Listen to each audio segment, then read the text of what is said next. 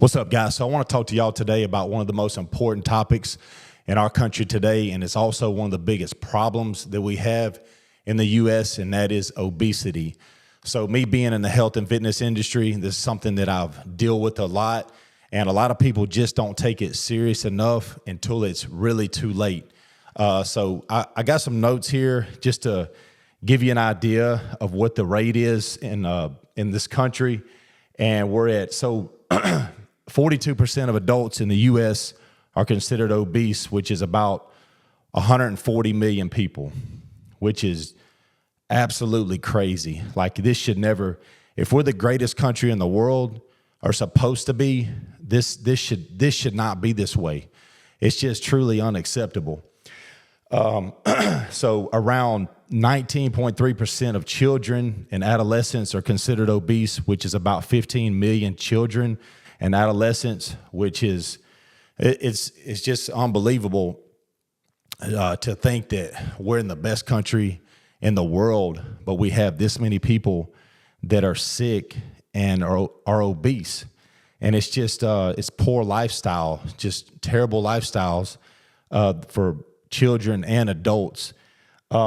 This right here is the disease and health risk related to obesity.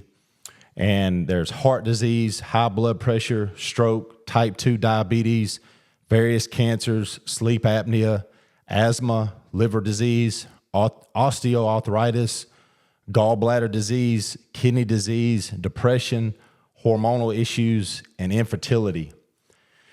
So, you would think that this would be enough to make people really want to change their lifestyle, but it really just boils down to you. Now, I can tell you a little bit about my journey in fitness, in which, starting out being a thin guy, you would probably say, well, how can that relate to somebody that's obese? Well, just give me a little time and I'll kind of explain that to you. So when I started out in my journey, I was about 17 and I was about 175 pounds at 6'5", as a senior in high school. So I didn't like being thin.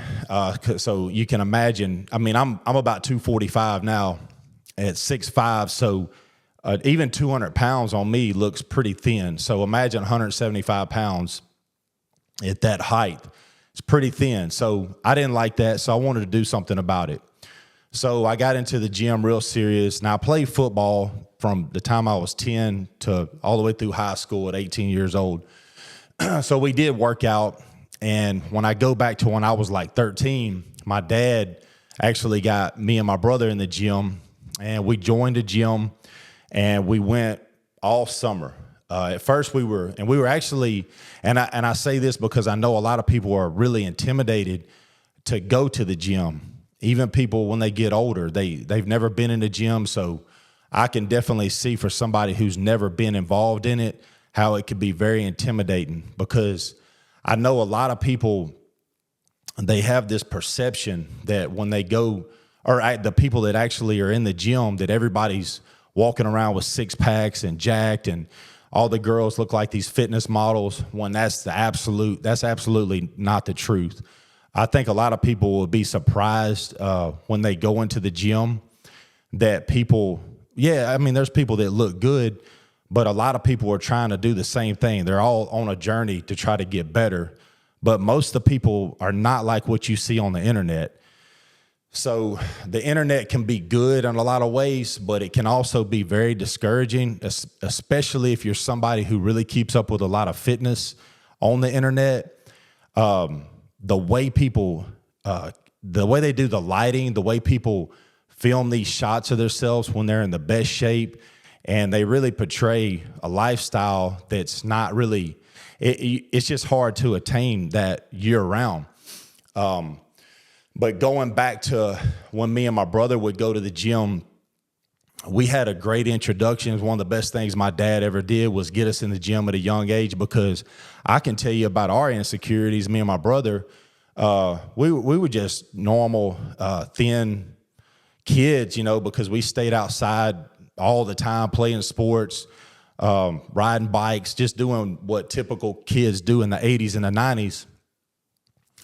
And we didn't have, our diets were, I mean, my mom would cook pretty much the normal things, but we just didn't eat a lot of big portions. And my mom never really kept a bunch of junk around. So me and my brother running around with 6-packs when we were 9, 10, 11, 12 years old and didn't think anything about it, which a lot of kids back then were that way. So when we got in the gym, our insecurity was, Daddy, you don't think we're too thin? Like you think people are going to make fun of us? And we both kind of looked at each other and said the same thing. Like we were kind of almost embarrassed to go into the gym. And my dad's like, nobody's worried about y'all. Just go in there and work out and, do what you got to do. Do what everybody else there is trying to do the same thing. They just all want to get better. So he's like, there's fat people, skinny people. It's all kind of people in the gym. So we were like, all right. And so getting started so young, it really never was a big deal going into the gym. I guess I always kind of had that confidence because I knew the way it was in there. And so, worked out through high school and football, but I didn't know how to eat. And it truly doesn't matter if you're trying to lose weight or you're trying to gain weight. You got to know how to eat. It's so important. So I'll get to how I can relate being a thin guy trying to build muscle and improve my physique compared to a person who is overweight, obese, morbidly obese, how it can be, in a way, it's similar because either way, they're both hard. I tell people, you think it's hard to lose fat, try gaining 30, 40, 50 pounds of muscle. So I made it like my midnight dream. I went to bed thinking about it. I woke up thinking about it. I had the Arnold Schwarzenegger encyclopedia. And to me, in those days, those were the better days because things were just more simple. This was really before the internet blew up. I was like 19 years old, and I had this encyclopedia that you can still get. It's one of the, I would say, I would, encourage anybody to get the Arnold Schwarzenegger encyclopedia. This book was probably this thick, and it just told you about all the basic things to build your physique. And to this day, yeah, they have a lot of advanced machines, but if you stick to the basics, that's going to be how you're going to build your body. Whether you're overweight or you're thin, you got to stick to the basics. There's so many different exercises that you can do, and there's so much stuff on the internet that you can truly get really confused about what it is you need to actually do to get in shape or to reach your goals. So I went from, at 17, I was about 175 pounds. And so from like 17, 18, about the first year I worked out and I might've gained 10 pounds because I really didn't at that point truly know what I was doing. I was working out like 6 days a week, but I wasn't really getting the calories that I needed. So I'm going in there, I'm burning all these calories, I'm working out hard, but I actually wasn't training heavy enough and I wasn't eating enough food. So when I finally really figured it out after about 18, just being in the gym, being around guys who, had been in the gym for 10, 15, 20 years, just being around those guys every day, I picked up a little bit each day. And I would talk to the guys in the gym. Too many people nowadays, I don't know if it's like social anxiety or what, but too many people these days, they just don't, you got to open your ears up, go seek seek what's the truth is and find out information, and go in the gym and little by little, I'm not saying go in there and start trying to talk to everybody on the first day, but just get in there, be in there. I don't care if you go to the gym because the biggest step is just walking in the gym. I don't care if you go in there for 10 minutes. If you have to train yourself to go in there consistently, and you don't have to go 7 days a week. You could go 3 days a week. It really just depends on the person, because sometimes people that only go like twice a week, they'll fall off a routine. You know, some people need to go 4 or 5 days a week just because they need that habit. They need that routine of constantly going in there. But you don't have to be in there for 2 or 3 hours. A lot of people, especially when I was competing, they were like, man, you must work out 4 or 5 hours a day. And I'm like, nah, probably an hour to an hour and a half. Sometimes 2 hours maybe on a big leg day. And they're like kind of confused, but I'm like, it's not really, you know, Ronnie Coleman was, to me, the greatest Mr. Olympia. And his workouts were normally an hour long. And I think he went to the gym 5 or 6 days a week. But it's just the consistency. You have to be consistent. You have to create habits, because I'm going to tell y'all this. I used to be motivated like hell. I used to, when the ball playing days were over, it was like, all right, what am I going to do? So I had to have something, and I wanted to do something that was similar to a sport. And some people would say bodybuilding is a sport. Some people almost more of an art form. But the way I would train like I was an athlete. And I would visualize before I even went into the gym what I was going to do. And you got to take this mindset. You can't go into the gym mindlessly. You have to go in the gym with a great pursuit. You have to go in there with a great mindset and be positive and really plan out kind of what you're going to do if you really want to get results. So when I really got serious, I think it was from 18 to about 22, I went from about 100, probably 185 pounds to like 250. But again, and those were great, those were tremendous gains in that amount of time. And when you are young and you train hard and you eat, you will grow. That's the best time in life to grow. That's the best time in life to make the changes. So with that being said, as I wanted to get bigger and bigger and bigger, I was like, okay, so I realized like it took a lot of food. Now, with me being a thin guy, I'm gonna get to this point about how I can relate this to somebody being heavier set. It doesn't matter if you're a thin guy naturally or not, because I'm like an ectomorph, which that is a thin, slimmer body type. It's a lot easier for me to get cut. But let me tell you something. I got up to like 300 pounds at one point.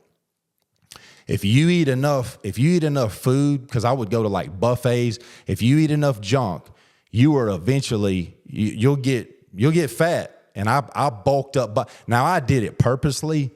I went up to like 300 pounds because I was getting ready for this show, but I put on a lot of fat. I really kind of overdid it.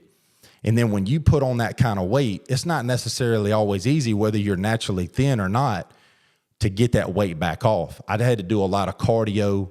It was, 5 days of weight training and a lot of cardio. So in the longer, and I was probably up to 300 for a matter of, I kind of gradually went up. And this was over a matter of probably six months or so, and then I started to come back down. But when a person is that heavy for a long period of time, that becomes what their body knows. And so people become very insulin resistant, especially when they've had these kind of habits for a long time, and they've been very, very heavy. So your body's very smart. It's much more smart than you give it credit for. So you really have to break these habits, and you got to look, I always tell people, go to the bodybuilding routine, or not only the bodybuilding routine, but even more so importantly, the bodybuilding nutrition. Okay, so without making it too complicated, because I know a lot of people get confused when they start talking about macros and what percentage of protein and what percentage of carbs and what percentage of fat. if you will mainly focus on protein, that is the most important. That's the most important macro right there. So I would suggest, and I know a lot of you have heard this before, but if you weigh, like for me, if I'm 245, I take in anywhere from 250 grams of protein to 300 grams per day. It just depends on how many meals I get in. So for like me, and I don't eat as many meals as I used to, because I used to would do 6 solid meals. And of course, when you're trying to bodybuild and put on this mass and this muscle, you have to get the protein, you have to get the calories in. But I tell people as well, like, because they're like, why do I need to eat so many times a day? Because I want you to be full. I don't want you to be hungry. And the more protein that you eat, you're much more satiated whenever you eat more protein, which means you're much more full when you eat more protein, especially animal proteins. So you want to have your protein high. And let's just say you have a female that weighs 170 pounds. Let's say she wants to weigh 140 pounds. So I would have her shoot for 140 to 150 grams of protein per day. And if you go over, that's okay. And then like with the carbohydrates, it depends on how insulin resistant you are. Some people are very sensitive to carbs. Some people aren't. So, it just kind of varies on the person. But if you keep the protein high, that would be the main objectives, lean protein sources. And you're gonna get your fats in with your meat. So I wouldn't worry. Don't worry so much about counting the fats, just as long as you don't get them too high, and as long as you stick with clean whole foods that God made for us to eat. You can have fats in your diet. You actually need fats in your diet. You can have carbohydrates. Carbs are not the enemy. I believe carbs are actually very good. They're very good for energy, and they help with when you go to the gym and train. It's like these people who go on just these high protein diets, and that's really not healthy anyway, because you need the carbs and you need the fats too. But just to go into the gym on just protein, you're not going to have very much energy. You're not going to get much glycogen in the muscle. You're not going to get good pumps. And the main thing is just carbs are the best energy fuel for the brain. So I'll start by saying with the protein. So the proteins, chicken, fish, lean ground beef, steak, and you can even do protein shakes, but I would mainly try to stick to whole foods.